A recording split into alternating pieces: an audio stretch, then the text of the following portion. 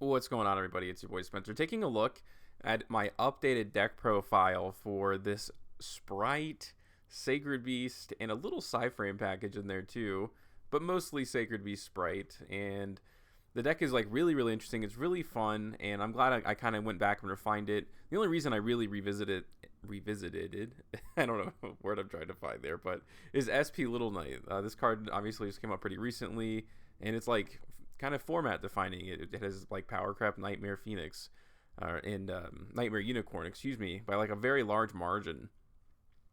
And of course, it's a Link 2, which is really important for Spright. So, the deck has changed a little bit. I kind of took some things out, changed some cards around. So I'm going to go over my deck profile, and then I will show you guys some gameplay videos after.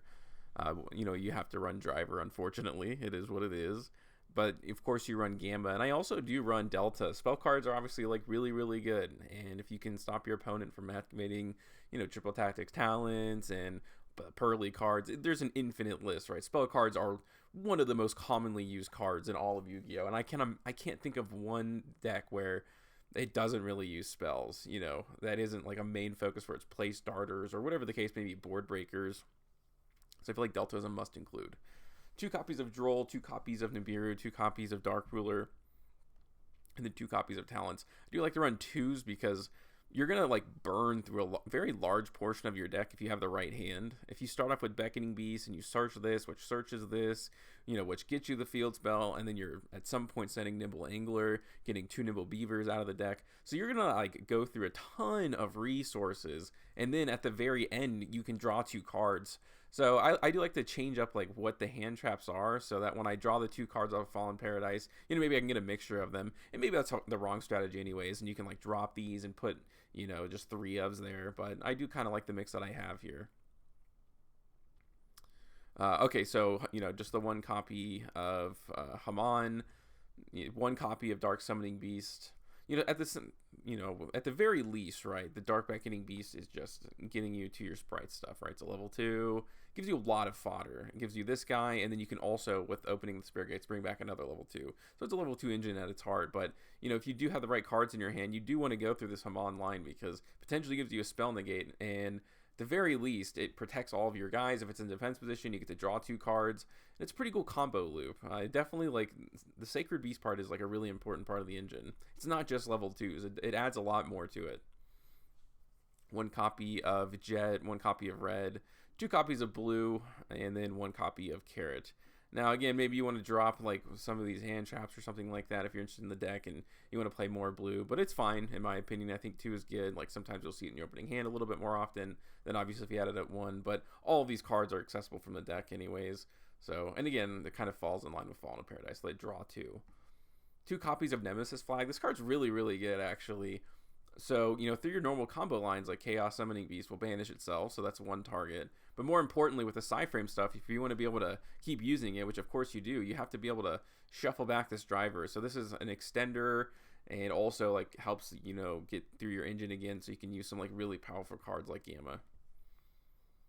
1 copy of Nimble Angler and 3 copies of Beaver. These cards kind of drive me crazy sometimes. Like multiple times today I've opened up all 3, which is just straight up bad luck, but yeah, I mean, you'll see these cards more often than you want to, but at the very least, Nimble Angler can be discarded off of opening the Spirit Gates, and it's like you use, Sprite Sprint anyways. 3 copies of Dark Beckoning Beast, 3 copies of Chaos Summoning Beast, 3 copies of Piri Res Map. So, this Piri Res Map searches pretty much everything in the Sacred Beast engine, which is nice. 2 copies of Starter, 1 copy of Cerulean Skyfire. If you have everything in your hand, what's it called? Dark Beckoning Beast can also search this too. But also, I'll tell you some of my side decking philosophy, and then it also comes up with the 1 copy of Cerulean Skyfire.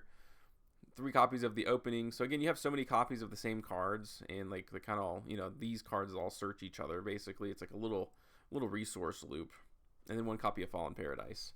On to the extra deck here. So I do run a few different things. Dragite. So Dragite's pretty cool because Nimble Angler is a water monster, so that just kind of like randomly works out. If you hit Gamma, you have these like materials on the board. You can use them right for just any synchro monster. It doesn't have to be a Psy-Frame synchro. And I do side deck. I guess I'll just might as well mention this now. this like little package. I used to play it in the main deck, but you know, having more cards like going second, I think is just like way more important. So 2 copies of Foolish Barrel Goods, and maybe you could even run just 3, but 2 copies of the Psy-Frame Circuit and 1 copy of Overlord. So normally I take out like Dark Ruler because you can't use it, you know, going when you're going first. It'll just be a dead card in your hand. Nibiru's another card because you already have your board full. So you can kind of just take out like whatever one card that you think, and what you do is you can either Foolish Barrel Goods and send this, which is going to give you a free Psy-Frame monster, you know, during your opponent's turn. It's during the draw phase, so you like have it immediately. Or the other thing that you can do is you can send Cerulean Skyfire, and then, you know, opening of the Spirit Gates can just add it back to your hand, and you can use it. So it's kind of a cool little thing. Like, I really do believe that it's, like, worth playing in the side deck, like, when you know you're going first, but otherwise, you know, it's just not kind of worth it playing in the main deck. But anyways, the Psy-Frame Circuit lets you Synchro Summon during your opponent's turn when you use the effect, and Dragite is, like, a really, really good option. You know, if you're going first, like, let's say you activate Opening Spirit Gates, your opponent goes Ash, you go Gamma, you can also go into Omega, and your opponent's down to, like, 3 cards on their opening, you know, obviously 4 off the top, but you know, that's a really, really good way to start a duel by like your opponent having no cards basically, or just being like at a way big disadvantage. 1 copy of Spright, Gigantic, 1 copy of Pure Light. So you get to basically use this Gigantic to special summon. It's kind of like how they were doing it with Maxi. Instead, I'm just doing it with Gamma, where you bring this out from the deck and then you can go into Herald, you add it back to your hand and shuffle back whatever.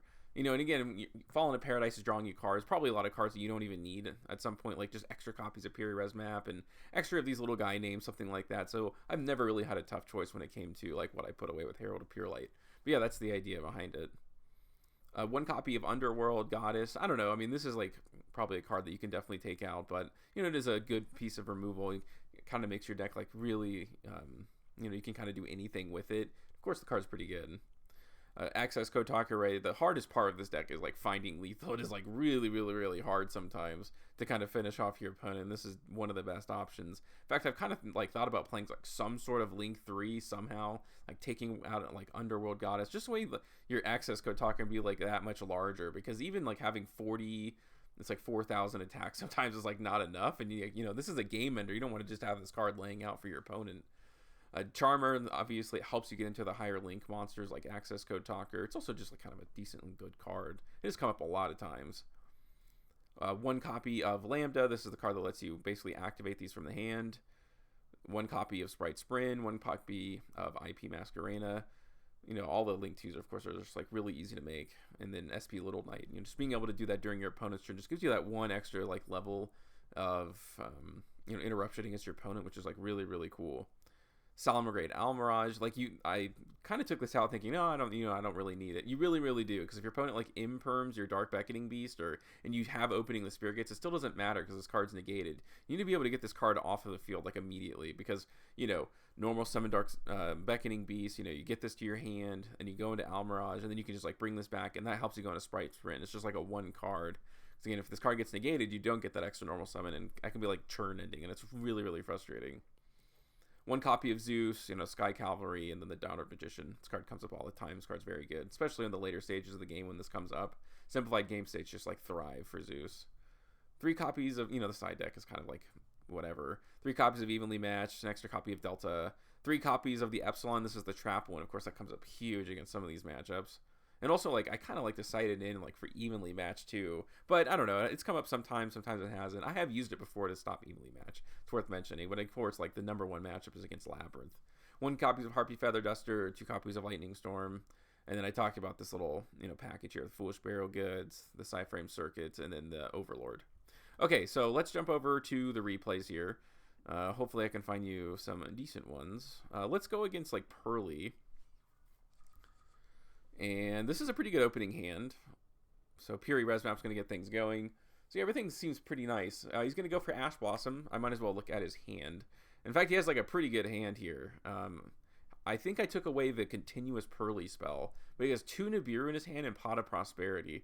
So like pretty much all I need to know is that like if I can just like get like a spell negate on the board, like I'm really in a good place. Now he's going to Nibiru. I saw it coming, and I don't know if I really could have played around it, like thinking about it, but I guess I kind of did in a way, because he fired off like really, really early. And we're going to be able to bring this back anyways. So now I can go into Spright, and shoot, I know Nibiru and Prosperity, like he's totally done for at this point now. And that's why I like Tactics. Like, it's such an absurdly good card. It's so frustrating when someone hits you with Tactics. But yeah, you know, I can still do this, and then I can go. I had a what's it called, a Spright starter in my hand, so that was pretty cool. I think I'll show like one more against Pearly. This is obviously a pretty good opening. It'd be great if your opponent has like droll and stuff. Okay, so he's gonna go for effect failure there. I can go into, you know, I can use the carrot. It's kind of unfortunate, of course, you want to be able to use the negate for it, but in this case, I don't want to just like stop my turn there. So I can go into the Gigantic, which can get me a jet. And I think I actually end up using the Herald card to get the carrot back in my hand. I guess I didn't really need to, and I can't special summon it again because I already did, but at least, you know, this is a pretty decent. I have 2 monster negates. At least this card's back in my hand, and I'll be able to use it. There goes Prosperity. So I'm in kind of like a really weird spot, but at the same time, like, Pearly is like really, really vulnerable to just like very generic forms of negation. And yeah, no, there goes SP Little Knight, right? The card's so important, it's unreal. And then if my opponent activates, you know, something else, I can also banish one of their monsters. The card's just like, oh, it's amazing. Definitely makes like a huge difference. This is against, it's not against Fluent Ease, but I forget, it's like some sort of banish deck. I think it's actually Vanquish Soul. So he goes for Shifter, and you can play around Shifter, you know, pretty easily. And there goes Ash as well, but, you know, I had Jet in my hand too. So that's, you know, I'm in a really good spot right now. There goes Blue, and I can get, the, you know, the Carrot negate as well. All I need to do is go into Lambda at this point. And I have a monster negate, I have a spell negate. Here's another spell negate. So he goes for Pot of Prosperity. He's going to go for another Pot of Prosperity, and I'll negate that too. So even through Ash, Shifter, and then double Prosperity, I guess, I was able to put up a pretty decent board and basically stop my opponent from doing anything. Let's go over to this hero one, and I guess this will be the last one I show. I have more replays, and maybe I'll just make a separate video going over that for the sake of time. And my opponent goes for Fusion Destiny, and yeah, obviously the, what's it called? I forget what this one is. The Delta is pretty cool. I mean, it can really shock your opponent. No one's ever going to play around something like that. So he is going to go for Dark Claw here, and, you know, banish a random card from my hand. But I'm just going to shuffle it back. I think that's kind of funny. I think I ended up shuffling back the Driver, actually. That way I can use it again. And now I can go into Double Zeus, which is like, you know, again, in the simplified game state against Hero is, you know, probably going to win me the duel. Although I think this goes on a little bit longer than I think it does. I think I was trying to play around the Honest card, and I think he was baiting me there, and I think I would have been like way better off not using the effect. So that was kind of a mistake, and we'll see, you know, what ends up happening here. He's going to go for Polymerization. And there goes Plasma. Okay. So he's going to make a few mistakes here. Like, I definitely had made one, you know, going after that card. But I'm pretty sure this card has an effect that, you know, lets him, what's it called? Attach one of these in the back row. And instead of battling, like, I feel like he should have just done that. But now he's going to give me an opening. Now, this is skill drain, but, yeah, this deck, you know, famously, whatever you want to call it, is like, it can play around skill drain. Sacred Beast decks normally do, and it's like really, really good. So I was able to get around the Plasma, and now I just have a non-targetable, can't destroy it by card effects monster. And I don't know, like, some decks just straight up do not have an answer for a card like this. So this is where I really think that it's like the Sacred Beast engine is really cool. It adds something unique. I was able to get around skill drain right there in a very unique way. You can just keep adding that back. That's kind of cool. It's like a really nice little loop there. You're never going to run out of cards, basically. And then here we go. I know he has 2 back row, but he can't really use them. So I'm kind of, whatever they end up being, they're probably like fusion spells that he can't use. So as long as I can maybe get rid of one of them, and then, you know, I have the negate for the, well, I already have 2 negates anyways, actually. So yeah, he's in a pretty bad spot right now. Yeah, he's going to scoop, but yeah, I'll probably throw on some more replays here sometime this week. But let me know what you guys think about this in the comment section down below. Other than that, that's going to do it for today's video, and I will see you guys next time.